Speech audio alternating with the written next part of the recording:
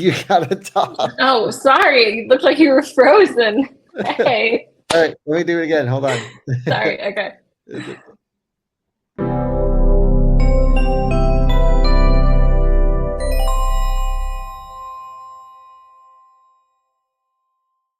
Hello, everyone, and welcome to the Out of Spec podcast. Today you have me, a new face, Francie, the new host of the podcast, and of course, the familiar face, Kyle. And today we're going to talk about the Mercedes-Benz Concept CLA Class, as they describe the electric future of desire. Pretty interesting, close to production, and their goal is to elevate the electric experience with a whole new model family. So there's a lot to dive in here. They've done a lot of R&D themselves and have some really cool features that will be in this line of cars. They have 4 new models, a 4-door coupe, a shooting brake, and then 2 SUVs. They're going to start production initially in Germany, Hungary, and China, which was interesting. And yeah, the new electric hypermiler, which I love, and using that Vision EQXX technology, which I dove into earlier, which I thought was pretty cool. Yeah, well, what are your first impressions?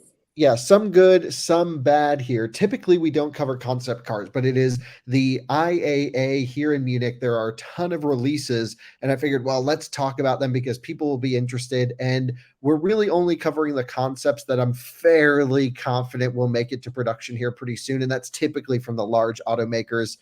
Mercedes wouldn't release a concept with this much information talking about the series production model if it wasn't already like pretty close to being done. So I think a lot of what we're seeing here is actually going to make it to series, but not all of it is great. I have some issues with this, but I think 2 things. First of all, it's your first podcast you're on, Francie. And for those of you who are watching the show, we're going to be hammering these things out as we get towards the end of September, pretty much every day and sometimes multiple shows per day. So Francie will be running the podcast situation. And welcome to Out of Spec. Thanks, Kyle. Happy to be here.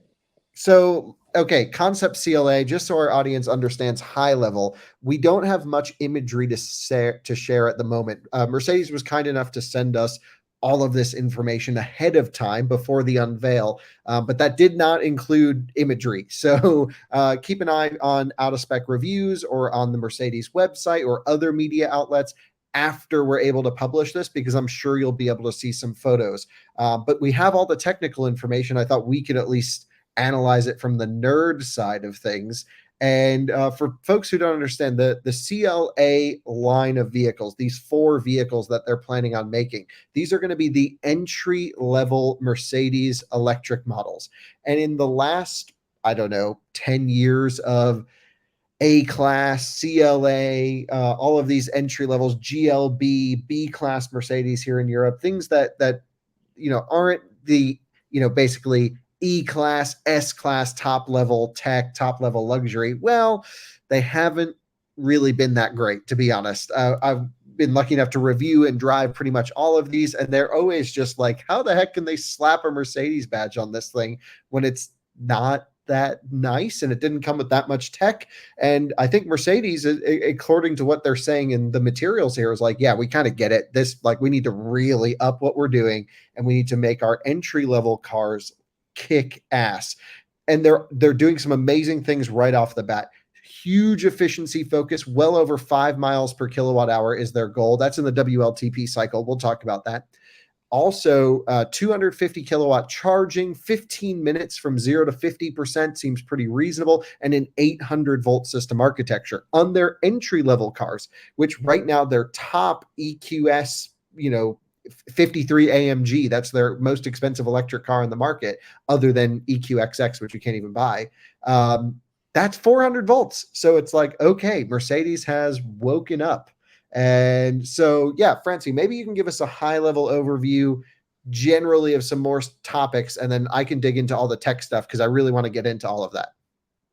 Definitely. Well, you mentioned the 800 volt battery and the range, which is, a lot higher than what we've seen. They also have a new Mercedes-Benz operating system that uses computing and AI. So that's for personalization, safety, convenience, and automated driving, as they say. So it'll be interesting how intense that is. They also have more safety features, which is pretty interesting, which means there's a lot of really granular monitoring of what's going on inside the car.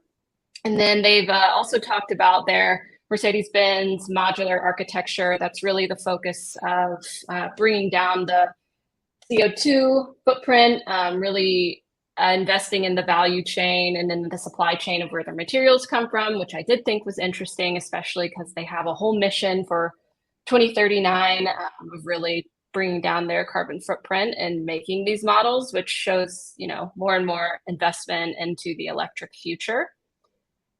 Yeah, well, I think actually maybe it's a good place to start is to talk about Vision EQXX, which is really one of those cool sort of concept-y cars that went through a ton of testing, a ton of events, a lot of media coverage of this car, and it was really how efficient could you make a car be? And I'll leave a video linked in the description of this of there's a YouTube channel called Harry's Garage where Harry Metcalf went on the Mille Miglia, which is like this cool Italian road trip race thing.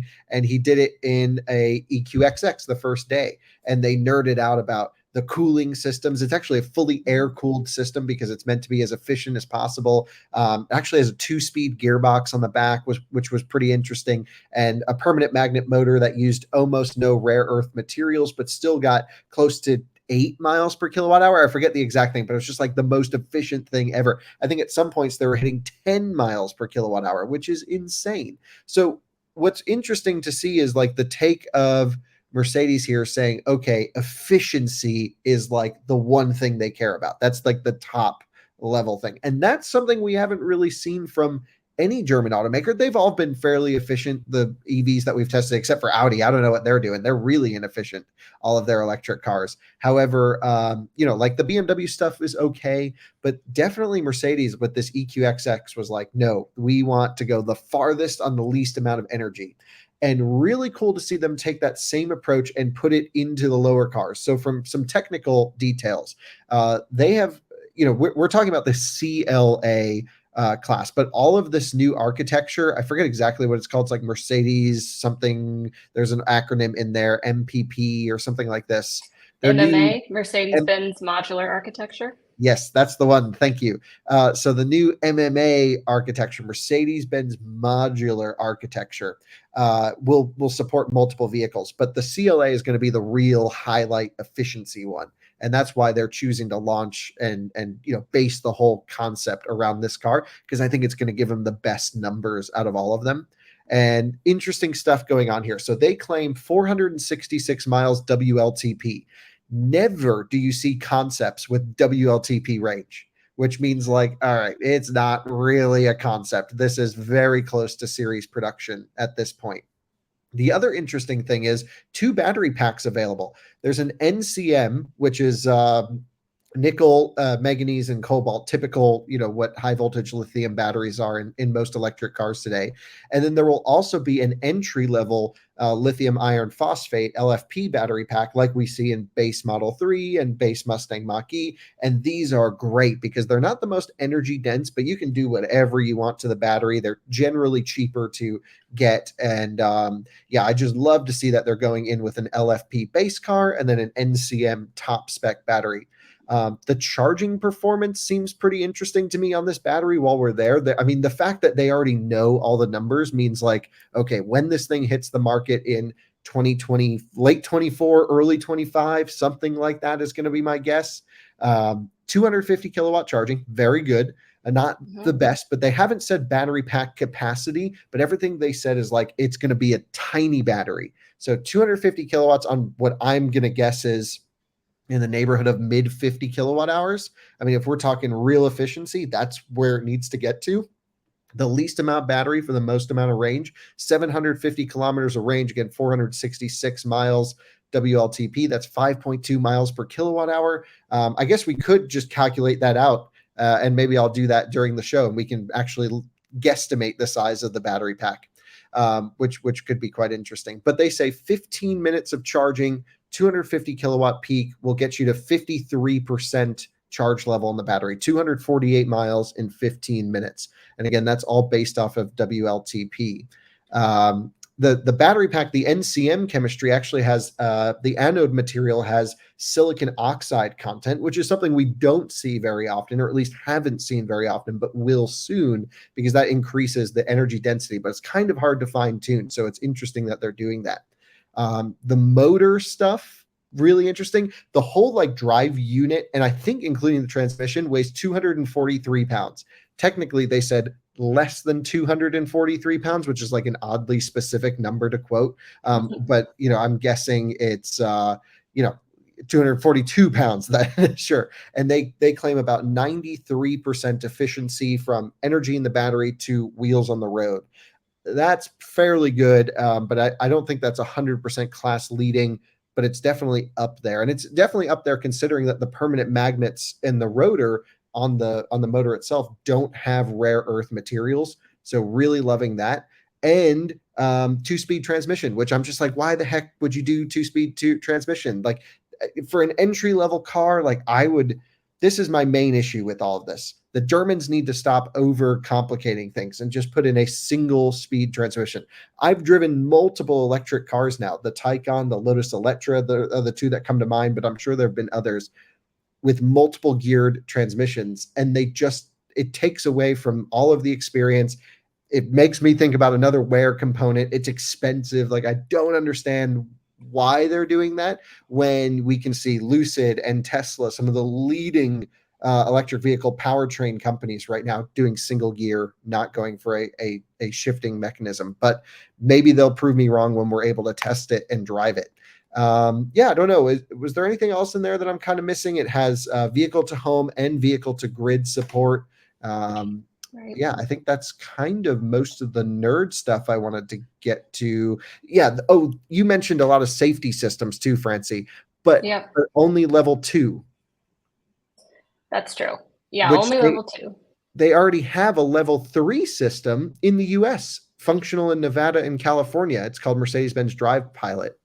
And so basically they're saying is you can't get the EQS stuff on the base one, even though they're putting LiDAR in this car, but it doesn't unlock the functionality that the nicer cars get.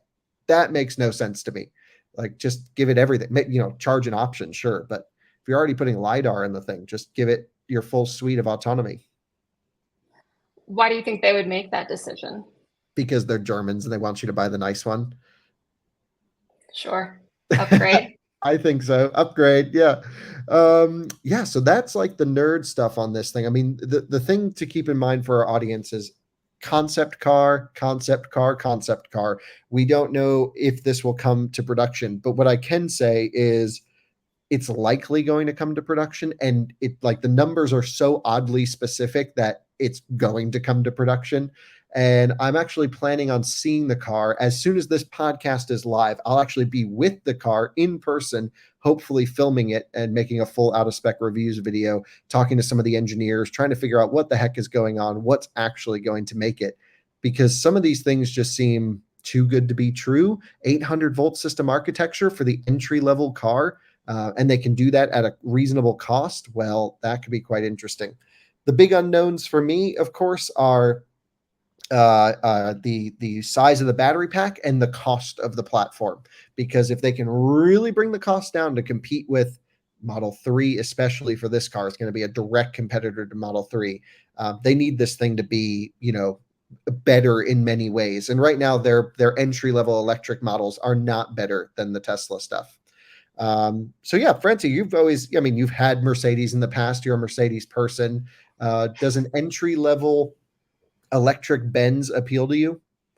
Yeah, reading this, it did appeal to me. I think that you're right. They're taking a different kind of approach to this class, which is appealing. It's not just the bigger battery for the, higher range. It seems like they're really doing the R&D to bring up the technology and bring down the weight and everything. So, I mean, the whole behind it, the tech, that does sound really cool. I'd be interesting, of course, to see what actually comes out, because are these, like you said, are these features going to really be the end product? But I think also they're really investing in this, of course, it's Mercedes, the sleek look and everything, but it's backed by this technology leadership that they want to do in the EV space. And they have a goal of, net zero carbon neutrality by 2039. And if they're going to do that, they better be putting out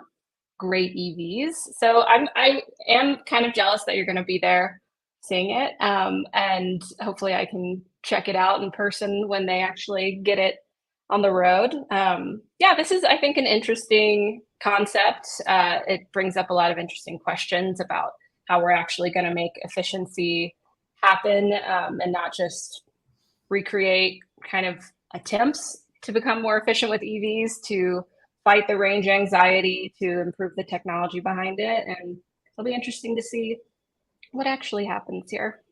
Yeah, totally agree. I think the only last points to really discuss are the interior and exterior styling, which we don't have at the time of this recording.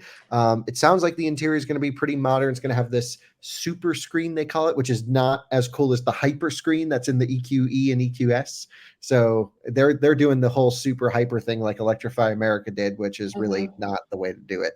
But I guess if we look at the photos of the EQXX, they said it's basically that. So the passenger should have some displays and things, at least that they can option. Most of these Mercedes base cars come pretty stripped down out of the box, and then you got to highly content them up. And then in terms of exterior styling, it has more Mercedes badges. Even the headlights are Mercedes badges than like anything I've ever seen, and I hate that. I mean, I'm sure it'll look cool, but like their brand is being like, I don't know. Imagine designing a car with just your logos everywhere. That's what they've done.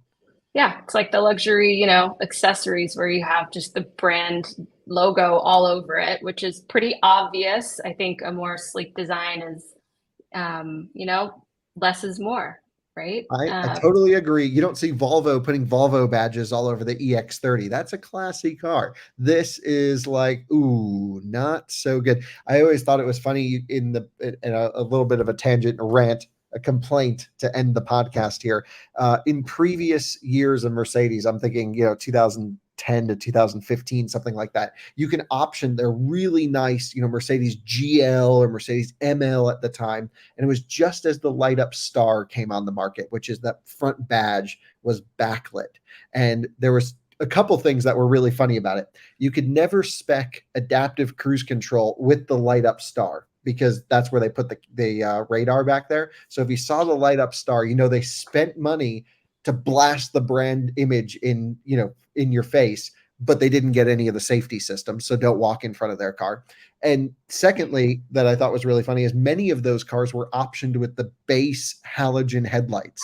So they would have this really nice crisp blue Mercedes badge with the cheap yellow headlights on the car, and it looked terrible. And so it was at that moment that Mercedes really started to devalue the star badge. And what they're doing now by plastering it everywhere is not the move at all. It's so bad. And so I really hope they stop that. And thankfully, you usually can option it off of the cars in the configurator. Yeah, I think, if their goal is to make a splash and be bold, I don't think you have to do that by being showy. You can do it with the actual car. Yeah, totally agree. So there you go. That's everything we know about the new CLA architecture and concept. Again, reading between the lines to see, okay, what's legit, what's not.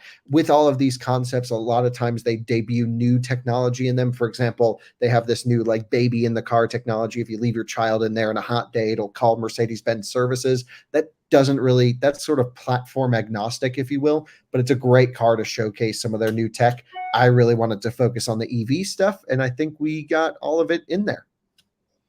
Great. Yeah. Definitely dove into the details, and we'll see what you find out at the show.